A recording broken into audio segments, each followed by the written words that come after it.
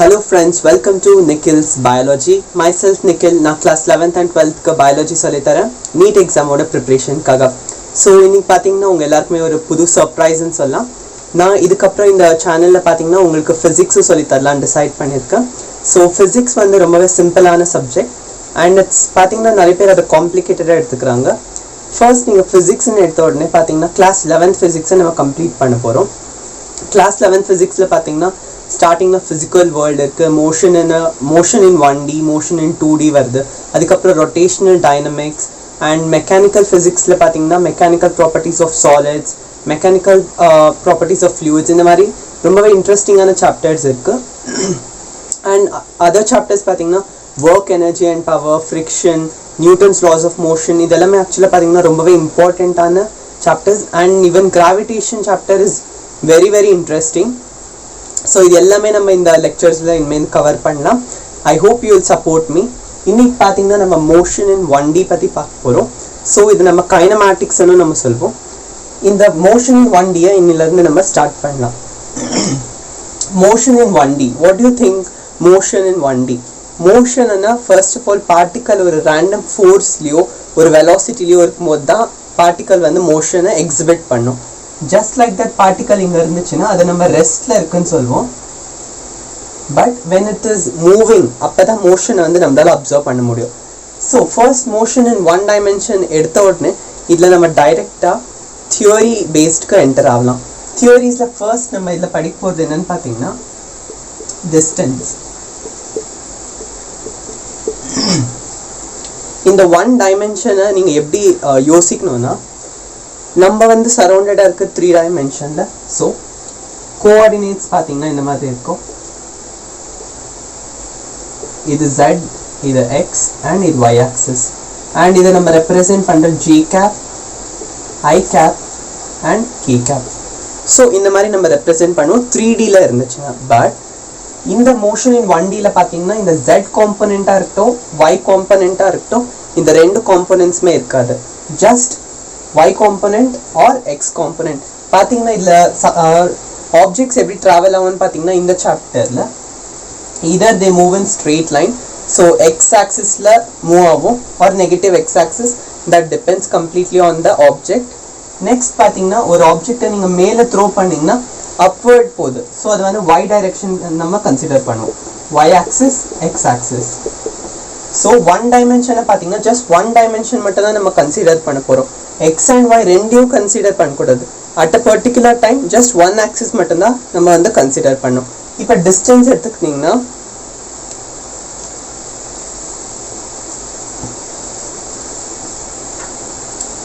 distance is the length or distance traveled by an object. so இதோட definition வந்து the length traveled by an object ன்னு சொல்லலாம். traveled by a object, by a object. so இங்க ஒரு particle, அதாவது இந்த டிஸ்டன்ஸ்ல இருந்து இங்க இருக்கும். நான் வந்து இப்ப A பொசிஷன்ல இருக்கேன். நெக்ஸ்ட் அங்க இருக்கிற B பொசிஷனுக்கு நான் இந்த மாதிரி வாக் பண்றேன் இல்லையா. so A to B பாத்தீங்கன்னா நான் இங்க இருந்து இங்க வந்து வாக் பண்ணிருக்கேன். சம் டிஸ்டன்ஸை பாத்தீங்கன்னா நான் கவர் பண்ணிருக்கேன். இதுதான் டிஸ்டன்ஸ். ஜஸ்ட் நார்மல் வேர்ட்ஸ்ல இதுதான் டிஸ்டன்ஸ். so இந்த லென்த்தை தான் நம்ம வந்து பாத்தீங்கன்னா டிஸ்டன்ஸ்னு சொல்லுவோம். it can be 5 meter, 5 kilometer, anything, it depends on the value. okay, இந்த values மட்டும் பொறுத்து இருக்குதுல, இத நம்ம magnitude ன்னு சொல்லுவோம். magnitude எவ்வளவுன்னு கேட்டிங்கன்னா 5 kilometer ன்னு நம்ம சொல்லுவோம். okay, but next ஒரு term பாத்தீங்கன்னா displacement. so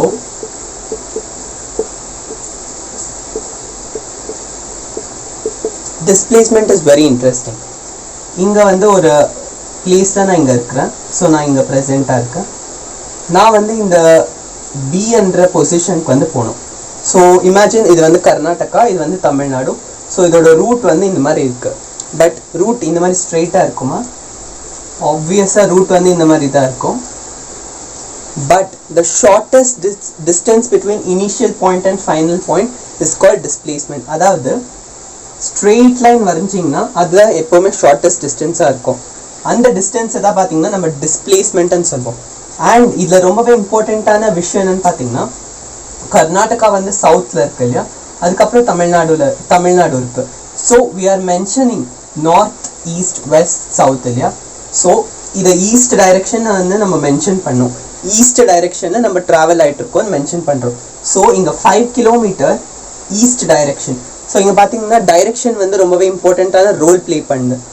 இங்கே வந்து டைரெக்ஷன் மென்ஷன் ஆகிறதால பார்த்தீங்கன்னா இது வெக்டர் குவான்டிட்டின்னு நம்ம சொல்வோம். Vector quantity, this is a scalar quantity, just magnitude மட்டும் தான் நம்ம ரெப்ரசென்ட் பண்ணுறோம். So it's a scalar quantity. இங்கே வந்து பார்த்தீங்கன்னா ஸ்கேலார்ஸ் அண்ட் வெக்டர்ஸ் ரொம்பவே சிம்பிளாக இருக்கும். பட் வெக்டர் சாப்டர்ஸில் வெக்டர்ஸ்க்கான ஒரு புதிய இன்ஃபர்மேஷனே வந்து உங்களுக்கு கிடைக்கும். Next, distance can also be told as speed into time. இப்போ S is considered as distance, speed into time.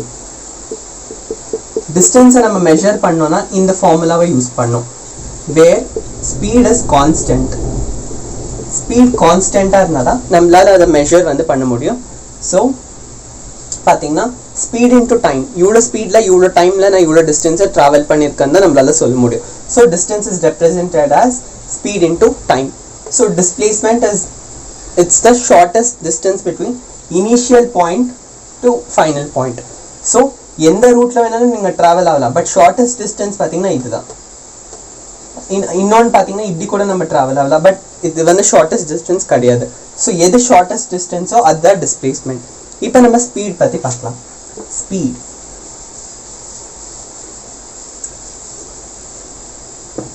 Speed is also ரொம்ப இம்பார்ட்டண்ட் ஆன ஒரு டாபிக்னு சொல்லலாம். Speed is nothing but rate of change of distance travelled. ரேட் of change of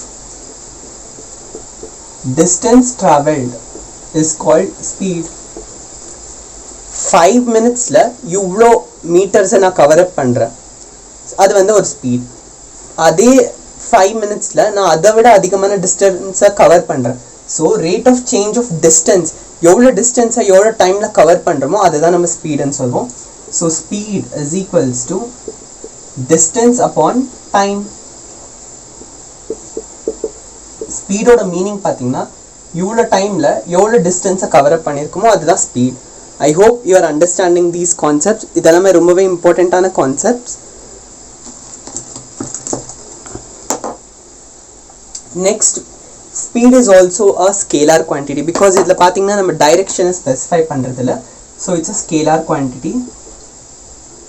and இதோட SI unit உங்கள் எல்லாருக்குமே தெரிஞ்சிருக்கோன்னு நினைக்கிறேன். Metre per second is the SI unit. Next இப்போ நம்ம வெலாசிட்டி பற்றி பார்க்கலாம். Velocity, rate of change of displacement. Rate of change of displacement is called velocity. So with respect to time displacement எவ்வளோ இருக்குது, எவ்வளோ கவர் ஆயிருக்குன்றது தான் நம்ம வந்து பார்த்தீங்கன்னா வெலாசிட்டின்னு சொல்லுவோம். ஸோ வெலாசிட்டி வந்து பார்த்தீங்கன்னா vector quantity. It's a vector quantity.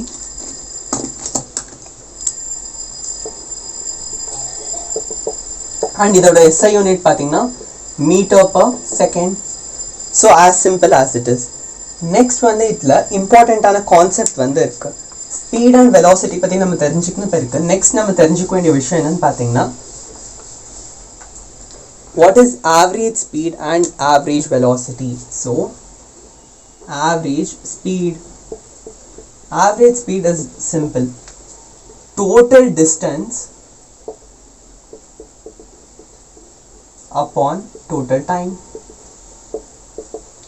So average ஸ்பீடை நான் உங்களுக்கு ஈஸியாக எக்ஸ்பிளைன் பண்ணுறேன். ஆவரேஜ் என்ன, இப்போ வந்து உங்களுக்கு 1 2 3 4 5 6 நம்பர்ஸ் வந்து கொடுத்துருக்காங்க. இதோட ஆவரேஜ் எடுங்க தான் நீங்கள் என்ன பண்ணுவீங்க, 1 + 2 + 3 + 4 + 5 + 6 டிவைடட் பை 6. ஸோ 6 டிஜிட்ஸ் இருக்கு.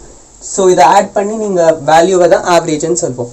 அதே மாதிரி ஃபர்ஸ்ட் 20 செகண்ட்ஸில் பார்த்தீங்கன்னா நான் 2 மீட்டர் பர் செகண்ட் 2 மீட்டர்ஸை வந்து கவர் அப் பண்ணுறேன், அந்த ஸ்பீடில் வந்து போகிறேன்.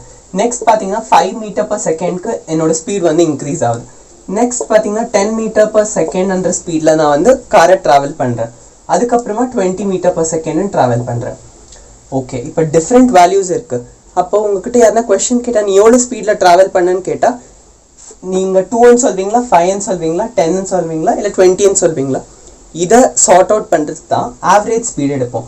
இவ்வளோ டைமில் இந்த செப்பரேட் ஸ்பீட்ஸை வந்து நம்ம கவர் அப் பண்ணியிருக்கோம் இல்லையா? ஸோ அதனால தான் ஆவரேஜ் ஸ்பீடை நம்ம கண்டுபிடிப்போம். ஆவரேஜ் ஸ்பீட் பார்த்தீங்கன்னா இது எல்லாத்தையுமே ஆட் பண்ணிவிட்டு, ஸோ 2 + 5 + 10 + 20 ஆட் பண்ணிவிட்டு டைம் எவ்வளோ எடுத்துக்கினீங்க. ஃபார் எக்ஸாம்பிள் 1 hour எடுத்துக்கினீங்கன்னா 60 minutes இருக்குது. ஸோ 60 × 60 செகண்ட்ஸ் கன்வெர்ட் பண்ணிக்கணும். எப்போவுமே பார்த்தீங்கன்னா SI யூனிட்ஸில் தான் இருக்கணும். ஸோ இதை ஆட் பண்ணி வேல்யூ வர்றது தான் நம்ம வந்து பார்த்தீங்கன்னா ஆவரேஜ் ஸ்பீடாக கன்சிடர் பண்ணுவோம். It can be x value, any value. Okay, so this is how you calculate average speed. So we are talking கிறிஸ்பான டாபிக்ஸ் மட்டும்தான் நம்ம டிஸ்கஸ் பண்ண போகிறோம். நீட் எக்ஸாம் ஒரு JEE எக்ஸாம் நீங்கள் அட்டென்ட் பண்ணுறதா இருந்தால் அதில் கேட்கப்படுற கொஷின்ஸை தான் டைரெக்டாக நம்ம இங்கே வந்து புரிஞ்சுன்னு இருக்கிறோம். நெக்ஸ்ட் இப்போது ஆவரேஜ் வெலாசிட்டி பற்றி பார்க்கலாம். ஆவரேஜ் வெலாசிட்டி கூட பார்த்தீங்கன்னா ரொம்பவே simple. It is total displacement upon total time. So இது கூட அவ்வளோதான். நீங்கள் வந்து 1 hour டைம் வந்து உங்களுக்கு தராங்க. நீங்கள் வந்து A to B வந்து ட்ராவல் ஆகணும். ஸ்டார்டிங் நீங்கள் என்ன பண்ணுவீங்க, அவங்க வந்து சீக்கிரமாக நம்ம சேரணுன்றதுக்காக ரொம்பவே ஃபாஸ்ட்டாக போவீங்க. ஃபாஸ்ட்டாக போகிறப்ப எக்ஸாம்பிளுக்கு நீங்கள் ஒரு 50 km/h இந்த ஸ்பீடில் போகிறீங்க. அண்ட் அந்த டிஸ்டன்ஸ், அதாவது அந்த பிளேஸ் வந்து கிட்ட வர மாதிரி தெரிஞ்சிச்சுன்னா நம்ம ஸ்பீட் வந்து கம்மி பண்ணுவோம் இல்லையா? ஸோ 40 வரும், 30, 20 அண்ட் கம்மி பண்ணிவிட்டு நம்ம 0 வரைக்கும் போயிடுவோம். ஸோ நீங்கள் எந்த ஸ்பீடில் ட்ராவல் பண்ணிங்கன்னு யாருன்னா உங்ககிட்ட ஒரு எந்த வெலாசிட்டியில் நீங்கள் ட்ராவல் பண்ணிங்கன்ற கொஷின் உங்களுக்கு அரைஸ் பண்ணால் நீங்கள் 50ன்னு சொல்வீங்களா, இல்லை 40ன்னு சொல்வீங்களா, இல்லை 20ன்னு சொல்வீங்களா?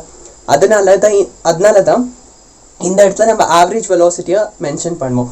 ஸோ ஆவரேஜாக நீ எவ்வளோப்பா ஸ்பீடில் வந்தேன்னு கேட்டால், ஒரு ஆவரேஜாக எவ்வளோ வெலாசிட்டியில் வந்தேன்னா நீங்கள் இது எல்லாத்தையுமே ஆட் பண்ணிடணும். 50 + 40 + 30 + 20 divided by time taken.